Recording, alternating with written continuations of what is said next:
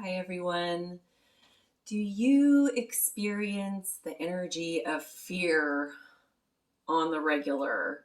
Of course you do. We all do. Well, today I'm going to teach you and share with you three ways to let go of fear. My name is Lenora Lennon, and I help people step into a paradigm of possibility. Let's get started. Now, yes, of course, we're all going to feel fear. We're never going, well, maybe there really are some people out there who are self realized and don't experience fear anymore. If not, that is amazing. Most of us, we're not going to experience that in our lives. So, what we can do is start to become aware of when fear is taking over and consider ways to shift out of it. And the first way is the ever present, time tested adage of one day at a time. Now, this comes from 12-step programs. Um, and the idea is that when we start to get way lost in the future, we do often go into that energy of fear.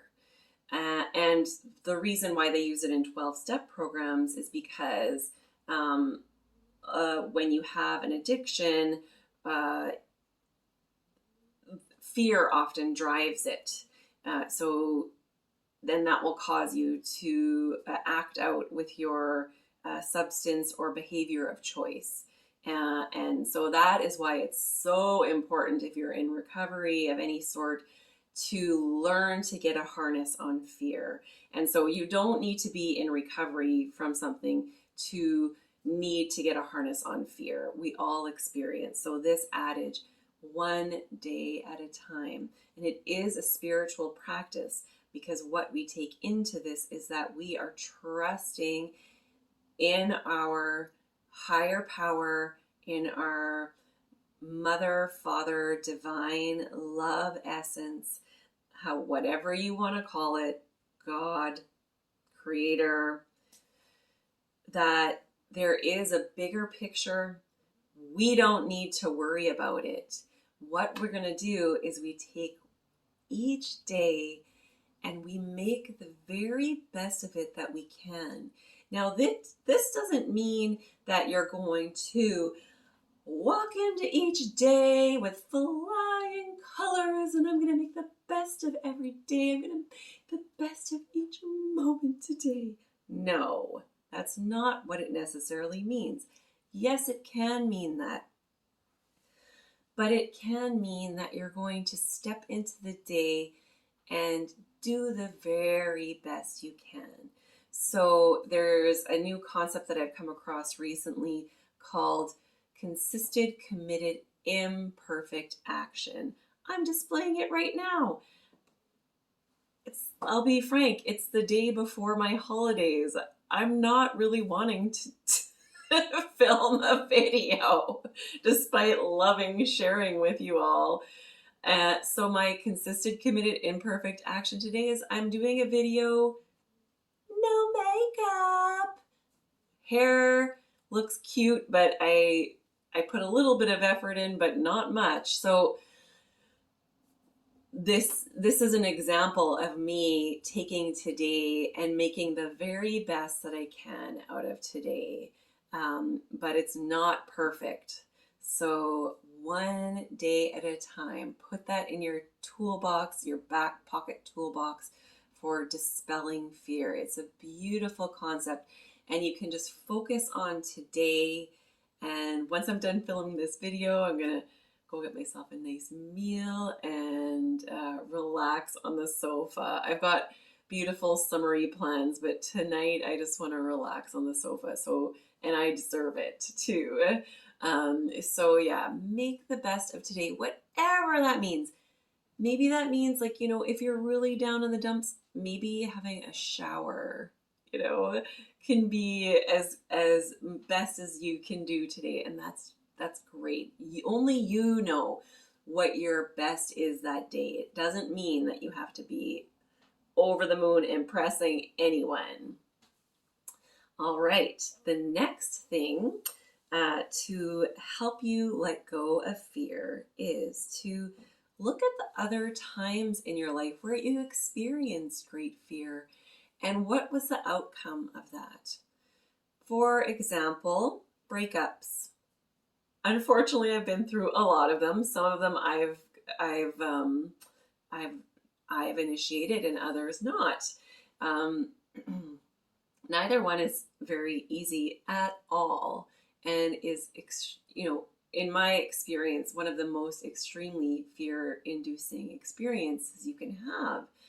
And there is not one person that I've broken up with or has broken up with me that I wish it would have ended up differently. Now, you have to go through it, but once you're out the other side, I couldn't even imagine being with any of those people right now. It would be completely unworkable, and yeah, like it just so that's an example for me that I can look at, is when I'm experiencing fear now and looking at those relationships. So for you, is there, maybe it is a breakup that you could consider, and how you've come through it, or something else. What is a fear inducing experience you had in the past, and how did that play out? If you're still in a fear inducing experience, probably not enough time has yet passed in order for you to find the nugget of wisdom in that. Um, you know, there can be more extreme examples, but once you take the right healing steps like abuse, you can start to see how that has created something good in your life. Of course, it would probably be better if none of us ever experienced that, but the fact of the matter is many, many, many, many of us do. And many, many, many of us come to places where we realize that those experiences made us stronger and more empathetic, and a stronger power for compassion and unconditional love on our planet. So the next way and last way that I'm going to share with you today, that to let go of fear, is to consider the possibility that fear and love are mutually exclusive. Only one can really exist in its entirety in each moment. So when we're in fear, what ends up happening is we start to diminish ourselves. We start to make ourselves smaller. We start to drain our life force energy. So they're kind of one-way streets. But in any moment in fear, you can flip it to love. And of course, love being the opposite, it starts to fill us, it starts to lift us, it starts to expand us, it starts to bring back into that awareness of possibility, of goodness, love, and light. So an example of this is, yes, others can bring on the energies of fear and love, and that is a fact, but we don't need someone else to step up to help us step into love. We all have things that feed our soul. For example, for me, it would be music, is one of them. And I'm almost certain for some of you, it's music. So in a moment, you could listen to a song that lifts you And even if, you know, even if you're feeling sad, maybe you need to listen to a sad song to really feel that sadness and get it out. Have a good cry. I am a huge proponent of good cries if you're feeling sad. And so even though technically that might look like sadness, it it's clearing it. You need to let it go. We need to honor our feelings. So that's kind of one example. Um, Another way could be, if you're experiencing, say, more chronic loneliness, and sitting listening to music alone um, isn't necessarily going to help expand you into that love energy if you're not honoring the innate part of being human of connecting with others. So maybe you can um, take a dance class. Maybe you can um, learn an instrument.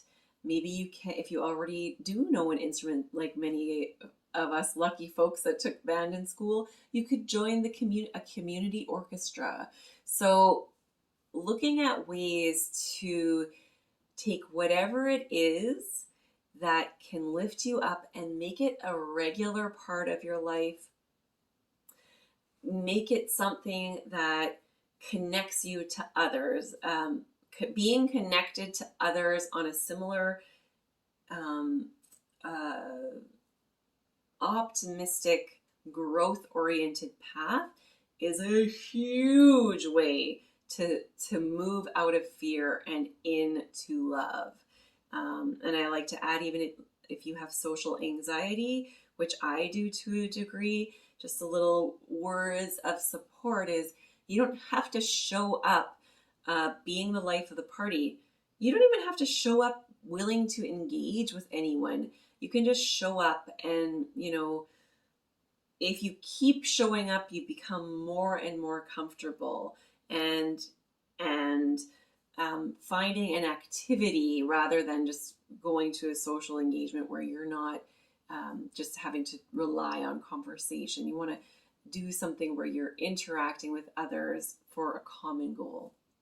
So these are 3 ways for you and for me to learn to step into love and out of fear. My name is Lenora Lennon. Thank you for liking and subscribing and commenting. I'd love to hear your insights. And please, if this video was helpful for you, share with anyone you think it could help. And have a peek at this video here and this video here. Namaste and much, much love. Mwah.